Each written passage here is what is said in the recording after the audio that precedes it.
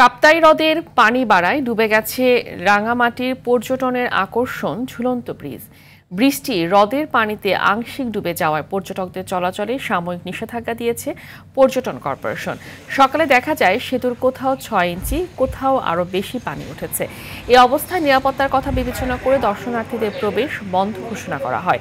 রাঙামাটি পর্যটন কর্পোরেশনের ব্যবস্থাপক আলোক বিকাশ চাকমা জানান, ঝুলন্ত সেতুতে হ্রদের পানি প্রবেশ করায় কর্তৃপক্ষের সাথে আলোচনা করে এই সিদ্ধান্ত নেওয়া হয়েছে। পানি না নামা পর্যন্ত নিষেধাজ্ঞা বহাল রাখার কথাও জানান তিনি।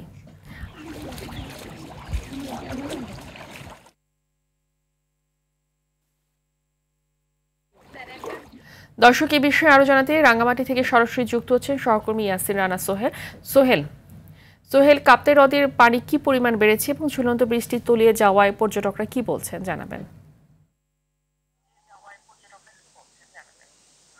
ফাহমিদা, আপনি যেমনটি বলছিলেন, বিগত কয়েকদিনের টানা বর্ষণের কারণে কিন্তু রাঙ্গামাটির এই যে কাপ্তাই লেক, এই কাপ্তাই লেকের পানির স্তর বেড়ে গেছে।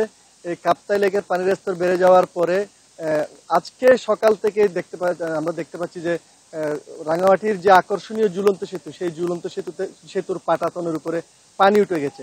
পানি উঠে যাওয়ার কারণে সেতুটি চলাচলের পর্যটকের আনাগোনা প্রবেশ নিষেধ করেছে।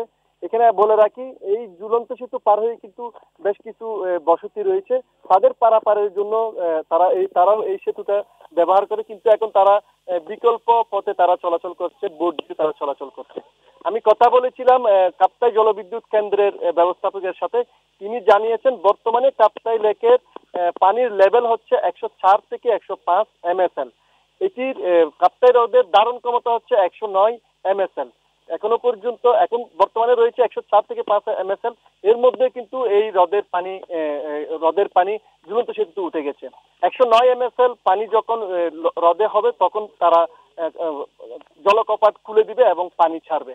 এখানে বলে রাখি, কর্তৃপক্ষ বলেছেন যতদিন পর্যন্ত ঝুলন্ত সেতু থেকে পানি নামবে না ততদিন পর্যন্ত তারা নিষেধাজ্ঞা বলবৎ রাখবে।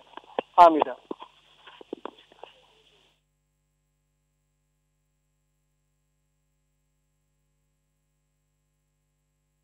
ধন্যবাদ আপনাকে।